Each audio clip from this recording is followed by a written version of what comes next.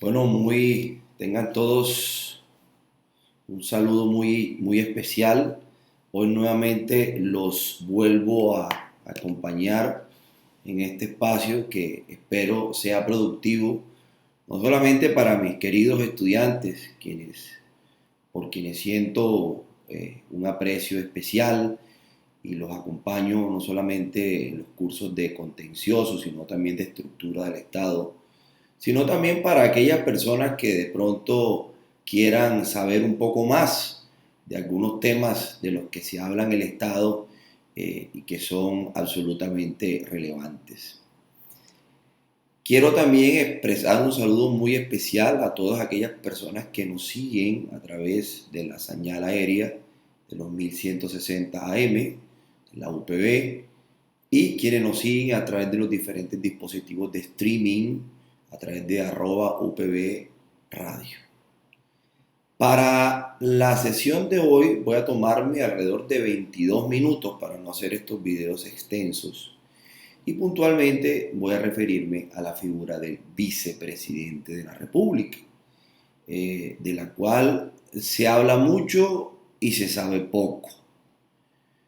Quiero empezar por decir que a nivel constitucional la figura del vicepresidente está regulada del artículo 202 al artículo 205 de la Constitución. Y la figura vicepresidencial en la historia constitucional colombiana ha sido un poco intermitente, en el sentido en que en ocasiones la hemos tenido, en otras ocasiones ha desaparecido. Un ejemplo palpable de esto podría ser el tema de recordar que Santander fue vicepresidente de Simón Bolívar cuando Bolívar ocupó la presidencia de la República. Pues bien, digamos que después de tantos ires y venires, con la Constitución del 91 se vuelve a implementar la figura de la vicepresidencia de la República. Y sobre esa figura pues hay, digamos, algunas dudas, las cuales pretendo resolver en este espacio.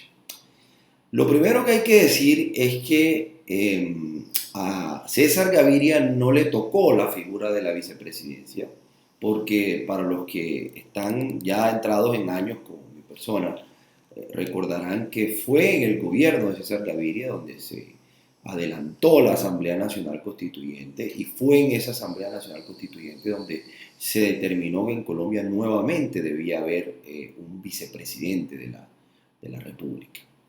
Ahora bien, cabe anotar y cabe precisar que el vicepresidente de la República, al igual que el presidente de la República, es un funcionario de elección popular. Y yo quiero hacer mucho hincapié sobre eso, porque la gente tiende a confundir que una cosa es que el candidato a la presidencia tenga la facultad, digamos, constitucional de determinar quién pues vendría a ocupar la candidatura a la vicepresidencia de la República, pero en últimas quien termina eligiendo al vicepresidente de la República es el pueblo en un acto de elección. El día que nosotros salimos a votar, no solamente votamos por el candidato a la presidencia, sino que igualmente votamos por el candidato a la vicepresidencia de la República. Y quiero que sobre eso haya mucha precisión. Actualmente nuestro presidente se llama Gustavo Petro y nuestra actual vicepresidente es Francia Márquez. Ambos fueron elegidos popularmente y los mismos votos que sacó Petro para la presidencia fueron los mismos votos que sacó Francia, como quiera que nosotros no podemos escoger uno de una fórmula y otro de otra, sino que nos corresponde, digamos, rayar el tarjetón con la cara de la fórmula, ¿no? Ahora, ¿cómo designa el presidente, el candidato a la presidencia, al candidato a la vicepresidencia? Pues hay muchas maneras. Puede hacerlo simplemente con un tema de libre albedrío, puede irse a una consulta interna, como ocurrió con el pacto histórico, en donde Gustavo Petro ocupó el primer lugar en estas primarias, si se puede decir, y Francia Márquez ocupó el segundo lugar, y una decisión del partido, pues consideraron que al ella haber ocupado el segundo lugar, pues tenía, digamos, ese derecho a aspirar a la vicepresidencia de la República.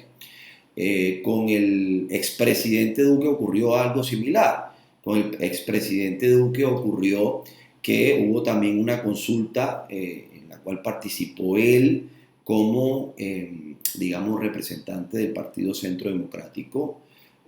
Participó Marta Lucía y participó Ordóñez. Él quedó de primero, Marta Lucía quedó de segundo, Ordóñez quedó de tercero, y consideró pues, que la persona que debía ocupar ese escaño o esa aspiración a la vicepresidencia pues debía ser precisamente Marta Lucía. Muy bien, habiendo aclarado eso, también hay que decir que para aspirar a la vicepresidencia de la República se exigen exactamente los mismos requisitos que para aspirar a la presidencia de la República. Es decir, usted tiene que ser colombiano por nacimiento, tiene que ser un ciudadano en ejercicio y tener al menos 30 años al momento de la elección. Son los mismos requisitos que se exigen para aspirar a ser senador de la República. Ahora bien, hay algo muy curioso. El presidente y el vicepresidente se eligen en un sistema de doble vuelta que fue implementado por la Constitución del 91. Insisto, a César Gaviria tampoco le tocó ese sistema de la doble vuelta, del cual tal vez hablaremos en un video futuro. Pero, digamos, en ese tema de la doble vuelta presidencial, pues una vez que tenemos ya presidente electo, pues ese presidente se posesiona el 7 de agosto ante el presidente del Congreso, o dicho de otra manera, ante el Congreso en pleno. Y ahí sí es curioso, porque si bien el presidente de la República se posesiona ante el presidente del Congreso, el vicepresidente de la República en ese momento no se posesiona ante el Congreso.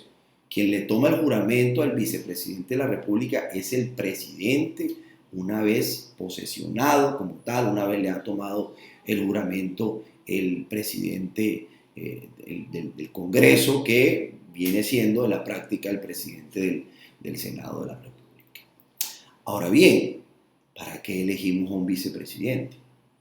Hemos escuchado en estos días que se radicó un proyecto, tengo entendido, ante el Congreso para crear un ministerio para que Francia asuma ese ministerio. Pues quiero decirles algo. El vicepresidente tiene una función constitucional supremamente importante, y es la de reemplazar al presidente tanto en sus faltas absolutas como en sus faltas temporales. Cuando hablamos de una falta absoluta, es que sencillamente el presidente no va a volver al cargo. Y cuando hablamos de una falta temporal, pues será durante un periodo de tiempo.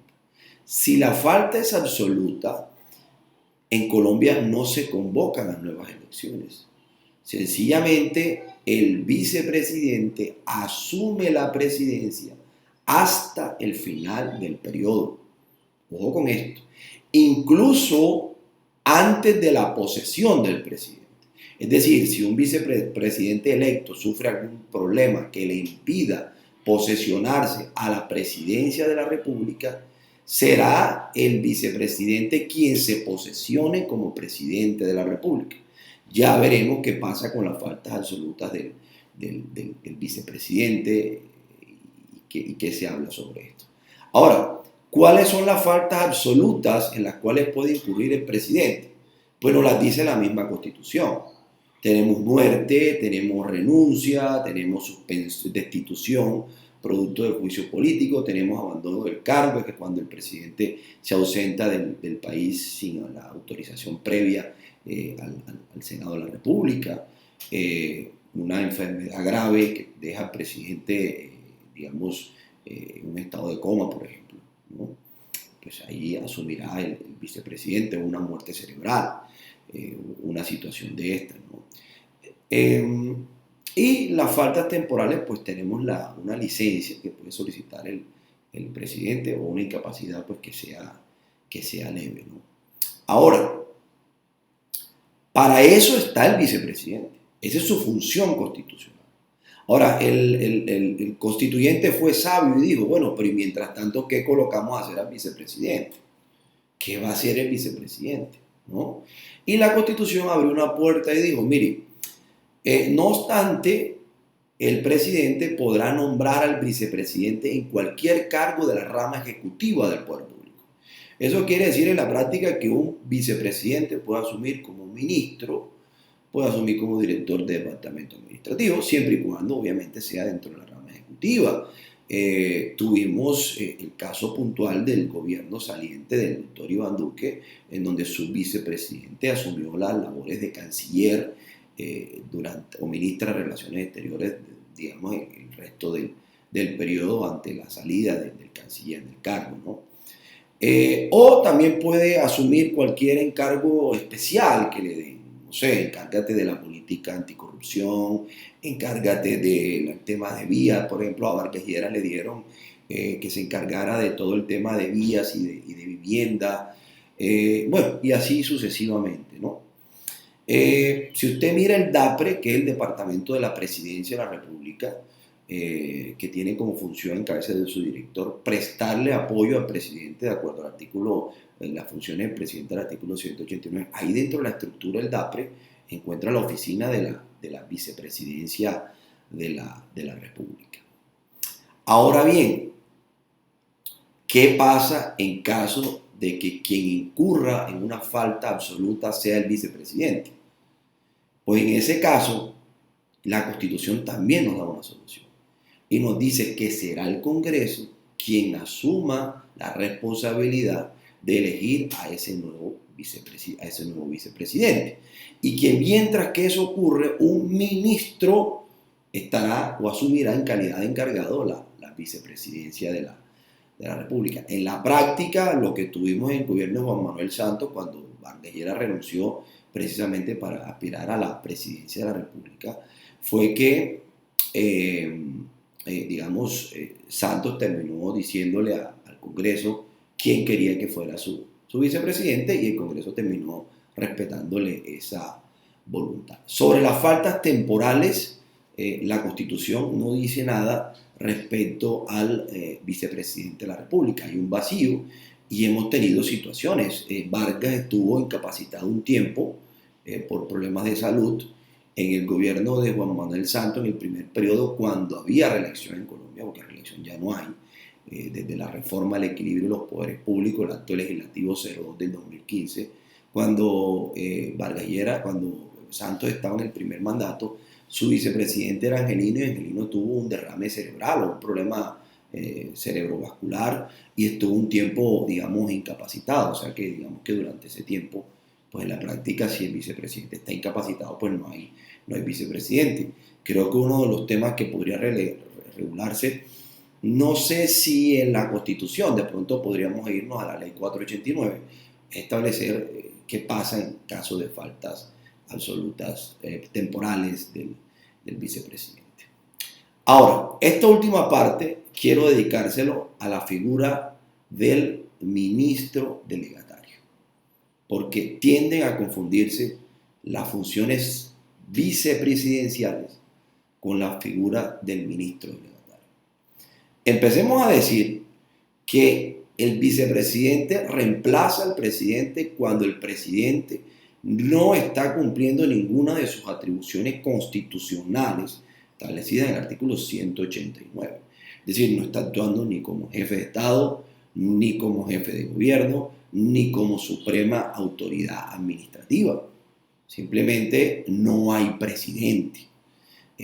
Puede ser por el resto del periodo, llámese una falta absoluta, o puede ser una falta temporal. Se me ocurre que Dios no lo quiera, un vicepresidente le hubiese dado COVID, hubiese estado tal vez con problemas de salud un tiempo aislado en UCI. Bueno, pues ahí, digamos, no hay vicepresidente, no hay presidente. Entonces ahí quien tendría que asumir la presidencia, pues es el vicepresidente de la República.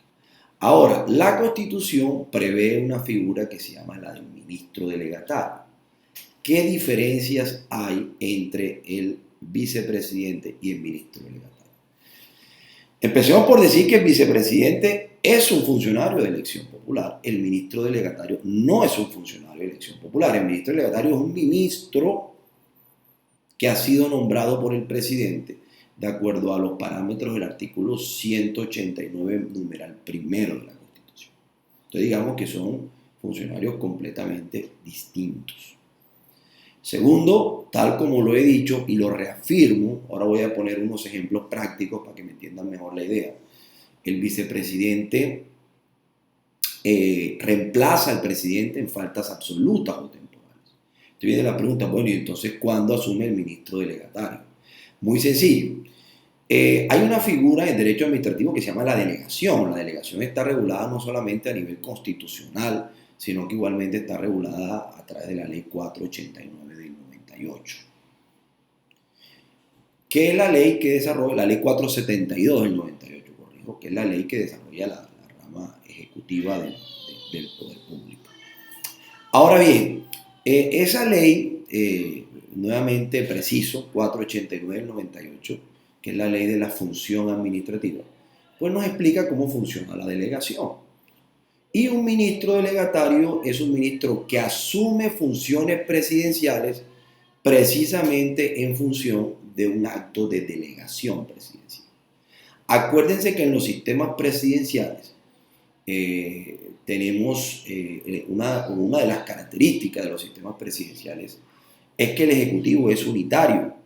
Eso implica, a diferencia de los sistemas parlamentarios, que el Ejecutivo hace el presidente integra todas las calidades, la de jefe de Estado, la de jefe de gobierno, e incluso en Colombia le agregamos una que se desprende perfectamente de la jefatura de gobierno, que es la de Suprema Autoridad Administrativa. En los sistemas parlamentarios el poder está repartido en dos personas. Por un lado está el jefe de Estado, que puede ser un rey o puede que no, y eso es otra cosa que quiero aclarar, porque de alguna manera se habla o se dice que siempre en los sistemas parlamentarios el jefe de Estado es un rey, y no es así. Y por otro lado, pues obviamente está el jefe de gobierno.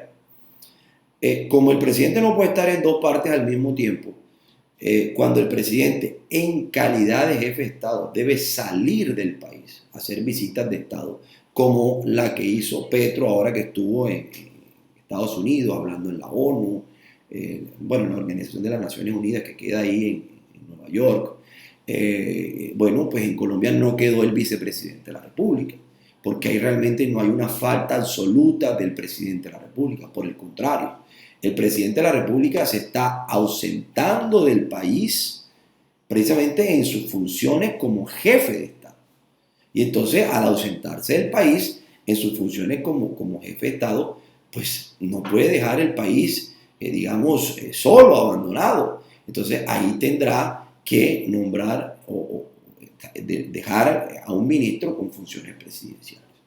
Ahora, ¿quién puede asumir esa calidad de ministro delegatario? La misma Constitución no lo establece.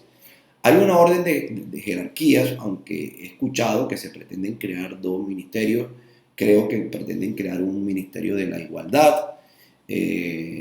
o de la equidad, y escuché en algún momento de un ministerio de la paz, ¿no? Y al parecer ese ministerio que se va a crear, lo van a crear para que, digamos, Francia asuma esas labores ministeriales, ¿no? Pero, digamos, quien asume como ministro delegatario es quien ocupe el ministerio de mayor jerarquía, a menos que se vaya con el presidente. Porque si se va con el presidente, pues seguirán así las jerarquías, y la misma Constitución nos establece un orden jerárquico de los ministerios. Nos habla, en este orden, nos habla del Ministerio del Interior, Ministerio de Relaciones Exteriores, Ministerio de Hacienda y Crédito Público, Ministerio de Justicia y del Derecho, Ministerio de Defensa Nacional, Ministerio de Agricultura y Desarrollo Rural, Ministerio de la Salud y Protección Social, Ministerio del Trabajo, Ministerio de Minas y Energía, Ministerio de Comercio, Industria y Turismo, Ministerio de Educación Nacional, Ministerio de Ambiente y Desarrollo Sostenible, Ministerio de Vivienda, Ministerio de las TIC, Transporte, Cultura, Ciencia, Tecnología y Deporte. Y bueno, se habla de la posible creación de dos ministerios, cosa que tendrá que hacerse o ya bien sea a través de una ley que apruebe el Congreso o de un decreto con fuerza de ley, ¿no? Entonces, pues serán los ministros que ocupen los ministerios de mayores jerarquías los encargados o los llamados a asumir esa función como ministro delegatario, función que se dejará por escrito, se precisarán las facultades, será pro tempore y el presidente cuando regrese podrá incluso revertir algunas de las decisiones que se han tomado en razón a que no se pierde el control de tutela. Pero quien asuma esa condición de ministro delegatario responderá, penal, disciplinariamente, por algún abuso o extralimitación que haya asumido en su condición de ministro delegatario. Entonces, voy a poner unos ejemplos prácticos como para entender mejor el tema. Si el presidente de la República se va a Nueva York en una visita como de jefe de Estado, pues acá no se queda encargado el vicepresidente, se queda encargado el ministro delegatario. Pero si el presidente de la República se va a Nueva York por un problema de una enfermedad gravísima que le impide ejercer el cargo, pues él no está saliendo del país como jefe de Estado. Él está saliendo como un colombiano más que tiene un problema de salud. En ese caso, quien asumiría en principio de manera temporal la presidencia sería el vicepresidente de la República hasta que el presidente supere su situación. Entonces, cada vez que el presidente Petro salga del país en cumplimiento de sus funciones como jefe de Estado, pues en Colombia quedará un ministro delegatario. Pero si hablamos ya que el presidente incurre en alguna de las faltas absolutas o temporales de las que ya hablamos en su momento, como la muerte, la renuncia, la destitución, etc., será el vicepresidente el que asuma la presidencia de la República, incluso hasta el final del periodo de ser necesario. Con esto espero haber aclarado los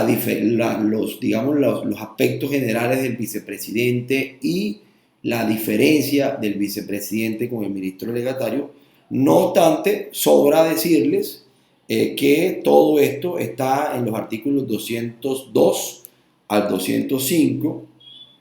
E igualmente recordarles que el vicepresidente o la vicepresidencia hace parte de la rama ejecutiva del poder público a nivel central. Y recuerden que esa rama ejecutiva del poder público a nivel central tiene la característica en que estos órganos no tienen personalidad jurídica propia, ya que radican en cabeza de la nación, no tienen autonomía administrativa y tampoco tienen autonomía presupuestaria.